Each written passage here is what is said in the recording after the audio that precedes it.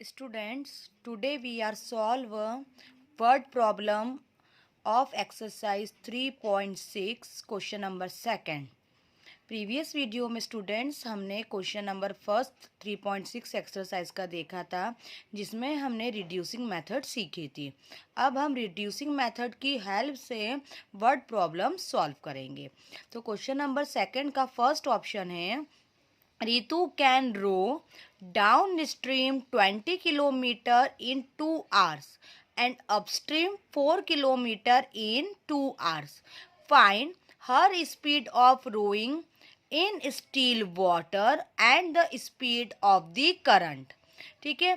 अब यहाँ पे हमको किस क्वेश्चन में बोला है कि रितु अपनी बोट से डाउन स्ट्रीम वे में 20 किलोमीटर ट्रैवल करती है 2 आवर्स में, एंड अप स्ट्रीम में 4 किलोमीटर अपनी बोट से ट्रैवल करती है 2 आवर्स में। ठीक है। Find her speed of rowing in still water.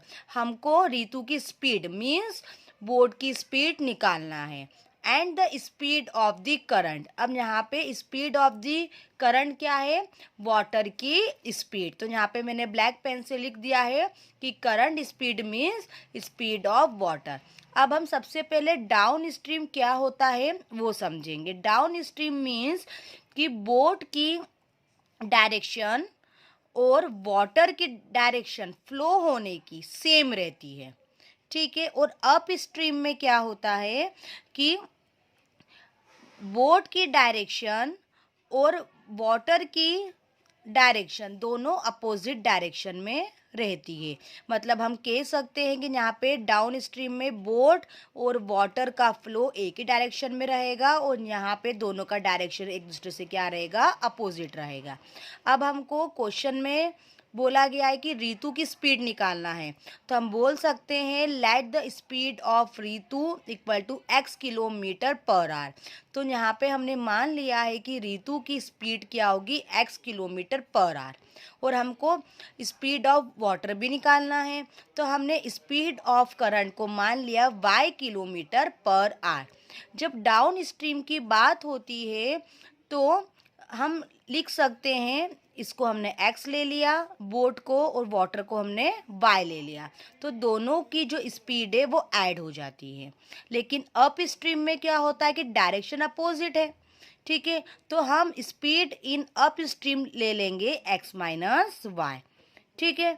अब यहाँ पे हम फॉर्मूला लगाएंगे, speed equal distance upon time. अब सबसे पहले यहाँ पे हम डाउन स्ट्रीम की बात करेंगे, तो डाउन स्ट्रीम में हमने स्पीड क्या मानी? x plus y. तो हमने स्पीड के नीचे x प्लस वाई लिख दिया। अब डाउन स्ट्रीम में वो 20 किलोमीटर ट्रैवल करती है, तो डिस्टेंस क्या हो गया? 20 किलोमीटर। टाइम कितना लगता है? 2 आवर्स। तो हमने टाइम की प्लेस पे 2 लिख दिया, और यहाँ पे हमने ये कैलकुलेशन कर लिया, तो 2 वन ज़ा 2 और 0 है ना एज इट इज। तो x plus y equal to क्या हो गया? 10। ये हमारी फर्स्ट इक्वेशन हो गई। अब हम अप स्ट्रीम पे आते हैं, तो अप स्ट्रीम में स्पीड क्या थी? x माइनस वाई मानी थी हमने। अब अप स्ट्रीम में रितु जो ट्रैवल करती है वो 4 किलोमीटर ट्रैवल करती है, और टाइम क्या रहता है? 2 आवर्स। तो हम 4/2 लिख सकते हैं अकॉर्डिंग टू फॉर्मूला। 2 वन ज़ा 2, 2 टू ज़ा 4। तो यहाँ हमारे पास x minus y equal to क्या हो गया? 2।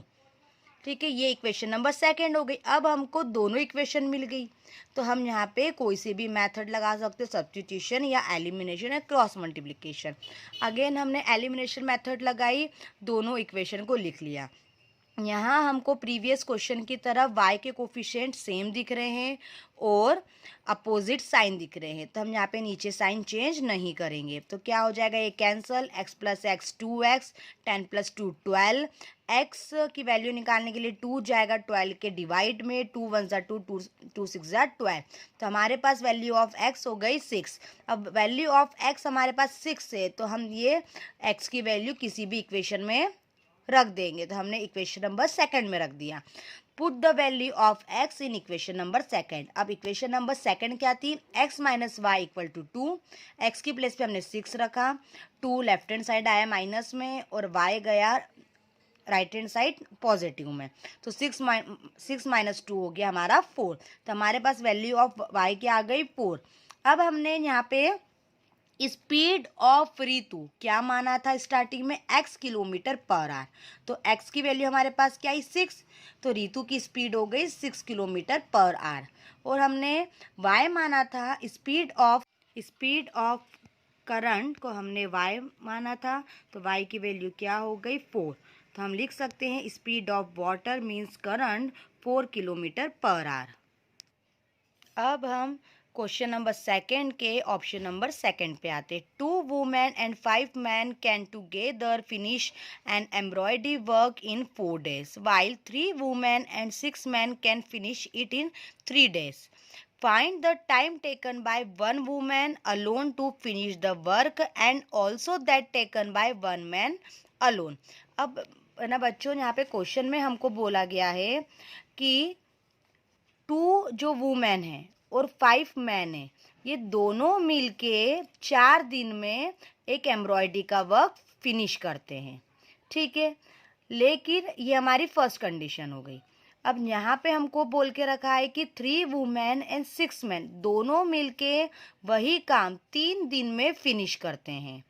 तो हमको फाइंड करना है कि एक वुमेन यही काम करने में कितना टाइम लेगी, कितने दिन में काम खत्म होगा, और यही काम अगर एक पुरुष करे एक मैन करे तो ये काम फिनिश करने में वो कितने दिन का समय लेगा, ठीक है। तो हम सॉल्यूशन में लिख सकते हैं let the number of days taken by a women, एक वुमेन काम खत्म करने में कितने दिन लेगी, तो हमने x मान लिया। और वही नेक्स्ट स्टेप में the number of days taken by a man, तो एक मैन उसी काम को ख़त्म करने में कितने दिन लेगा, तो हमने उसको y मान लिया, ठीक है। अब हम हमेशा जब भी वर्क टाइम के क्वेश्चन सॉल्व करते हैं बच्चों, तब हम हमेशा 1 डे पे काम करते हैं, ठीक है। तो हम लिख सकते हैं work done by a women in a 1 day, तो एक वुमेन एक दिन में कितना काम करेगी, ठीक है। तो हम लिख सकते हैं कि 1 डे, तो 1 अपॉन में x। Work done by a man in a 1 day, एक दिन में कितना काम करेगी, तो 1 बाय y, क्योंकि हमने मैन को क्या लिया था y, ठीक है। अब हम कंडीशन पे आते हैं। कंडीशन में हमको फर्स्ट कंडीशन में बोला था कि 2 वुमेन और 5 मैन, तो वुमेन के लिए हम लिख सकते हैं 2/x, यहाँ पे एक दिन की बात की गई थी, और नंबर ऑफ डेज हमने क्या लिए थे x लिए थे, तो 1/x हो गया, ठीक है। अब यहाँ पे 2 वुमेन की बात की गई तो 2/x हो गया, 5 मैन की बात की गई थी तो 5/y हो गया। वो कितने दिन लेते हैं, तो वो लेते हैं 4 दिन, तो हम लिख सकते हैं 1/4, ठीक है। तो ये हमारी इक्वेशन नंबर फर्स्ट हो गई। स्टूडेंट्स हमेशा आप यहाँ पे ध्यान रखिएगा कि जो भी डेज होते हैं नंबर ऑफ डेज वो हमेशा अपॉन में आते हैं, ठीक है। अब सेकंड कंडीशन में हमको दिया था कि 3 वुमेन एंड 6 मैन, तो हमने वुमेन के लिए क्या लिया था x और मैन के लिए लिया था y, तो ये दोनों मिल के कितने दिन में काम फिनिश करते हैं 3 डेज में, तो डेज हमेशा नीचे आएंगे, तो हमने 1/3 लिख दिया। ये इक्वेशन नंबर सेकंड हो गई। अब हम दोनों में लगाएंगे रिड्यूसिंग मेथड, क्योंकि ये लीनियर इक्वेशंस नहीं है, ठीक है। अब आप देखिए कंपेयर करिए 1/x इक्वेशन नंबर फर्स्ट में भी है, 1/x इक्वेशन नंबर सेकंड में भी है, तो 1/x को हमने a मान लिया। 1/y इक्वेशन नंबर फर्स्ट में भी है, 1/y इक्वेशन नंबर सेकंड में भी है, तो हमने 1/y को b मान लिया। तो हम इक्वेशन लिख सकते हैं 2a + 5b = 1/4, 3a + 6b = 1/3, like this. देखिए हमने दोनों इक्वेशन बना ली, पर यहाँ पे हमारे पास कांस्टेंट अपॉन में है, ठीक है। तो हम क्या करेंगे 4 का क्रॉस मल्टीप्लाई कर देंगे और यहाँ पे 3 का हम क्रॉस मल्टीप्लाई कर देंगे। क्रॉस मल्टीप्लिकेशन के बाद ब्रैकेट मल्टीप्लिकेशन हुआ, 8 4 इंटू 2 8, 4 इंटू 5 20, 3 इंटू 3 9, 3 इंटू 6 18। ठीक है, अब ये हमारी लीनियर इक्वेशन हो गई, तो हम लिख सकते हैं equation number 1 and equation number 2। अब हमारे पास इक्वेशन नंबर 1 और 2 आ गई। ठीक है, हम एलिमिनेशन मेथड से सॉल्व कर सकते हैं। ठीक है, अब यहाँ पे ए के कोफिशिएंट भी सेम नहीं है, बी के कोफिशिएंट भी सेम नहीं है, तो दोनों में से किसी एक के कोफिशिएंट को सेम बनाएंगे। ए को बना लिया। ठीक है, तो 8 में 9 का इंटू करेंगे तो 72 आ जाएगा, और 9 में 8 का इंटू करेंगे तो 72 आ जाएगा। तो फर्स्ट इक्वेशन में हमने 9 का मल्टीप्लाई करा, सेकंड इक्वेशन में हमने 8 का मल्टीप्लाई करा। ठीक है, पूरी इक्वेशन में मल्टीप्लाई होगा। ठीक है, यहाँ पे हमने साइन सारे अपोजिट कर दिए, ये कैंसिल हो गया। प्लस माइनस माइनस, 180 में से 144 सब्सट्रैक्ट होंगे, 36 भी आएगा। 9 में से 8 माइनस होगा, 1 आएगा। तो हमारे पास b की वैल्यू आ गई 1/36। अब ये 1/36 हम किसी भी इक्वेशन में रख देंगे तो हमारे पास a की वैल्यू आ जाएगी। ठीक है, तो हमने इक्वेशन नंबर सेकंड में b की वैल्यू रख दी। इक्वेशन नंबर सेकंड क्या थी? 9a + 18b = 1। b की प्लेस पे हमने रखा 1/36। 18 वजा 18, 18 2 ज़ा 36। ठीक है, जो हमारे पास रिमेनिंग इक्वेशन बची वो हमने लिख दी। अब यहाँ पे थोड़ा सा हमने सिंप्लीफिकेशन किया है ए की वैल्यू निकालने के लिए।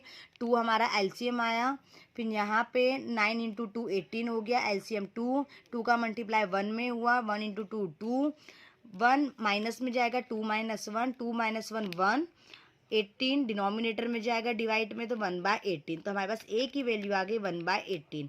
पर हमको ए और बी की वैल्यू नहीं चाहिए थी, हमको एक्स और वाई की वैल्यू चाहिए थी। तो हमने 1/x को माना था a और 1/y को माना था b। सारी वैल्यू रखी, क्रॉस मल्टीप्लिकेशन किया, दोनों में हमारे पास x की और y की वैल्यू आ गई। तो हम बोल सकते हैं कि number of days taken by a one women, एक वूमेन 18 डेज में वर्क कंप्लीट कर सकती है और एक मैन 36 डेज में एम्ब्रॉयडरी का वर्क फिनिश कर सकता है। अब हम आते हैं ऑप्शन नंबर 3 पे। Ruhi travels 300 kilometre to her home, partially by train and partially by bus. Question में बेटा यहाँ तक आपको बोला गया है कि रूही का घर 300 किलोमीटर है। ठीक है, वो 300 किलोमीटर जो ट्रैवल करती है, तो कुछ हिस्सा वो ट्रेन से ट्रैवल करती है और कुछ हिस्सा बस से ट्रैवल करती है। She takes 4 hours if she travels 60 kilometre by train. अगर वो 60 किलोमीटर ट्रेन से ट्रैवल करती है तो उसको 4 घंटे लगते हैं, और बचा हुआ जो भी किलोमीटर है वो बस से ट्रैवल करती है। इफ़ वी ट्रैवल 100 किलोमीटर, अगर वो 100 किलोमीटर ट्रेन से ट्रैवल करती है तो उसको प्रीवियस आवर से 10 मिनट्स ज़्यादा लगते हैं, और बचा हुआ पार्ट क्या करती है? वो बस से ट्रैवल करती है। तो हमको निकालना है find the speed of the train. Train की स्पीड क्या होगी और बस की क्या होगी। ठीक है, आई होप आपको क्वेश्चन है समझ में आया होगा। थोड़ा सा टिपिकल क्वेश्चन है, बहुत ध्यान से समझिएगा। शॉर्टली आपको मैं बता रही हूँ कि रूही अपने घर के लिए 300 किलोमीटर ट्रैवल करती है। तो कुछ जो किलोमीटर का ट्रैवलिंग है वो ट्रेन से ट्रैवल करती है और कुछ बस से करती है। जब वो 60 किलोमीटर ट्रैवल करती है ट्रेन से तो उसको 4 घंटे लगते हैं। तो 300 में से उसने 60 किलोमीटर ट्रेन से ट्रैवल किया। ठीक है, तो जो बचा हुआ पोर्शन है वो बस से ट्रैवल करती है। तो 300 में से 60 जाएंगे तो 240 किलोमीटर्स वो बस से ट्रैवल करती है। फिर अगर कंडीशन चेंज कर दे, तो कंडीशन चेंज अगर कर देंगे तो वो 100 किलोमीटर ट्रेन से ट्रेवल करती है, और जो बचा हुआ रहता है, बचा हुआ मतलब क्या क्या हुआ, 200 वो बस से ट्रैवल करती है। तो उसको 10 मिनट प्रीवियस टाइम से ज़्यादा लगते हैं, मतलब 4 घंटे 10 मिनट लगते हैं। तो ट्रेन की स्पीड क्या होगी और बस की स्पीड क्या होगी। ठीक है, तो यहाँ हमने मान लिया late the speed of the train x kilometre per our and speed of the bus y kilometre per our. ठीक है, अब यहाँ आप देखिए, यहाँ पे टाइम की बात की गई है, तो हम फॉर्मूला लगाएंगे distance upon speed equal to time. अब फर्स्ट कंडीशन में डिस्टेंस क्या था, वो शुरू में 60 किलोमीटर ट्रैवल करती है, ठीक है, कैसे, ट्रेन से। तो यहाँ पे हमने लिखा 60, अब ट्रेन से करती है तो ट्रेन को हमने की स्पीड क्या मानी, x, तो 60/x। अब वो बचा हुआ पोर्शन बस से ट्रैवल करती है तो 300 टोटल ट्रैवलिंग है, तो 300 में से 60 माइनस हो गए तो मीन्स 240 ट्रैवलिंग उसने बस से करी। तो डिस्टेंस कितना हो गया, 250, और बस की स्पीड हमने क्या मानी, y। अब ये दोनों मिला के उसको कितना टाइम लगता है, 4 घंटे, तो इक्वल टू हमने 4 ले लिया। अब सेकेंड कंडीशन में हमको बोला गया था कि 100 किलोमीटर वो बस से ट्रैवल ट्रेन से ट्रैवल करती है, तो 100/x हो गया। बचा हुआ जो पार्शली डिस्टेंस है, तो पार्शली डिस्टेंस क्या हो गया, 300 माइनस 100 मीन्स 200 वो बस से ट्रैवलिंग करती है, तो उसको कितना लगता है, 4 घंटे 10 मिनट। अब हम यहाँ पे इक्वल में टाइम में, यहाँ पे तो हमने 4 घंटे लिख दिया, पर यहाँ पे हम 4 घंटे 10 मिनट नहीं लिख सकते। तो यहाँ देखिए मैंने आपको रफली सॉल्व करके बताया है, 4 घंटे 10 मिनट को हम लिख सकते हैं 4.10 आवर्स, ठीक है।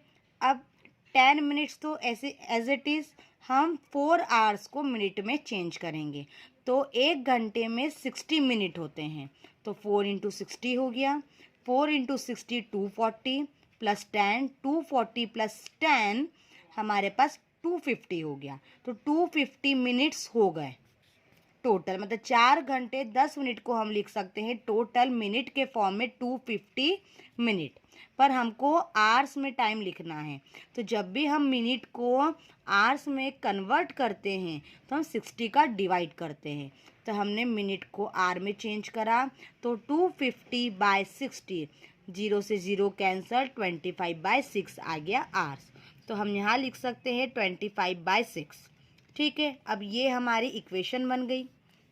अब ये भी लीनियर इक्वेशन नहीं है, ये भी लीनियर इक्वेशन नहीं है, ठीक है, तो वही हम रिड्यूसिंग मेथड लगाएंगे। 1/x को हमने a मान लिया, 1/y को b मान लिया, तो हम लिख सकते हैं 60a plus 240b equal to 4, और यहाँ हम लिख सकते हैं 100a plus 200b equal to 25/6। देखिए ये हमने लिख लिया अकॉर्डिंग टू फर्स्ट इक्वेशन से, पर यहाँ पे नंबर्स बहुत बड़े हैं, हमको कैलकुलेशन में दिक्कत आएगी, तो यहाँ से मैंने 4 कॉमन निकाल लिया, 4 से 4 कैंसल, रिमेनिंग इक्वेशन लिख दी, ये हमारी इक्वेशन नंबर फर्स्ट हो गई। अब यहाँ हमने लिखा था 100a plus 200b equal to 25/6, यहाँ से मैंने 25 कॉमन निकाल लिया, तो 25 से 25 कैंसिल हो गया, ठीक है, रिमेनिंग इक्वेशन हमने लिख दी, पर अभी भी यहाँ पे अपॉन में आ रहा है, तो 6 का हमने cross multiplication then bracket multiplication कर दिया, ये हमारी इक्वेशन नंबर सेकंड हो गई। अब यहाँ पे हमने इक्वेशन नंबर फर्स्ट और सेकंड में एलिमिनेशन मेथड न लगाते हुए क्रॉस मल्टीप्लिकेशन मेथड लगाइए। क्यों लगाइए, क्योंकि इससे हमारा कैलकुलेशन इजी हो जाएगा। एलिमिनेशन मेथड में हमको नंबर का मल्टीप्लाई करना पड़ेगा और बहुत टफ कैलकुलेशन हो जाएगा, इसलिए हमने क्रॉस मल्टीप्लिकेशन मेथड लगाई है, ठीक है। वही a equal to minus b equal to 1, previous question में हमने यहाँ पे x equal to minus y equal to 1 लिखा था, पर यहाँ पे इक्वेशन a और b के फॉर्म में, इसलिए यहाँ पे हमने लिख दिया a equal to minus b equal to 1, ठीक है। अब हमको a का निकालना है, तो हम a को हाइड कर देंगे, कर दिया हाइड, ठीक है। जब हमने a को हाइड करा तो हम सबसे पहले है ना नीचे गिरेंगे, 60 इंटू माइनस 1 माइनस 60, अब ऊपर उठेंगे, माइनस साइन तो लगाएंगे ही सही बीच में, 48 इंटू माइनस 1 माइनस का 48। अब हमको b का पोर्शन निकालना है, तो b को हम हाइड कर देंगे, 15 इंटू माइनस 1, यहाँ पे माइनस का 50 आ गया, ठीक है। अब 24 इंटू माइनस 1 माइनस का 24, बीच में माइनस रहेगा ही सही। अब कांस्टेंट 15 इंटू 48 720, माइनस बीच में आएगा ही सही। 24 इंटू 60 144 0, ठीक है। ये हमारा हमने सारी वैल्यू लिख दी। अब हम आते हैं कैलकुलेशन पे, ठीक है, तो माइनस माइनस प्लस ये एज इट इज़ आ गया। 60 में से 48 सब्सट्रैक्ट होंगे तो माइनस का 12, 24 में से 15 जाएंगे तो 9, और 1440 में से 720 माइनस होंगे तो माइनस का 720 ही आएगा। ठीक है, अब क्रॉस मल्टीप्लिकेशन में अब यहाँ पे हमारा ये फर्स्ट पार्ट हो गया, सेकंड पार्ट हो गया, थर्ड पार्ट हो गया। अब हमने first part two compare second part third part करा। ठीक है, दोनों पार्ट हमने लिख लिए। 12 इधर क्रॉस मल्टीप्लिकेशन में गया, माइनस से माइनस कैंसल। 12 की टेबल में 6 टाइम आता है 72, तो 6 आ गया, 0 एज इट इज़, तो हमारे पास ए की वैल्यू आ गई 1/16। वैसे ही हमने second part two third part को कंपेयर करा, जैसा कि हमने प्रीवियस वीडियो में सीखा था क्रॉस मल्टीप्लिकेशन मेथड में। 9 उस साइड गया, माइनस से माइनस कैंसल। 9 की टेबल में 72 आता है 8 टाइम्स, तो हम लिख सकते, और 0 एज इट इज़, तो b की वैल्यू हो गई 1/80। पर हमको a और b की वैल्यू के साथ साथ x और y की वैल्यू भी चाहिए थी, तो हमने 1/x माना था a को, तो हमने a की वैल्यू रखी 1/60, क्रॉस मल्टीप्लिकेशन करा, x इक्वल टू 60, तो हम बोल सकते हैं speed of the train 60 kilometre per our, क्योंकि हमने स्पीड ऑफ द ट्रेन को माना था x। अब 1/y इक्वल टू b की वैल्यू 1/80, तो y की वैल्यू हमारे पास आ गई 80, और हमने y माना था स्पीड ऑफ द बस, तो यहाँ पे हमारे पास वैल्यू आ गई 80 kilometre per our. Now students, यहाँ पे हमारी 3.6 एक्सरसाइज फिनिश होती है।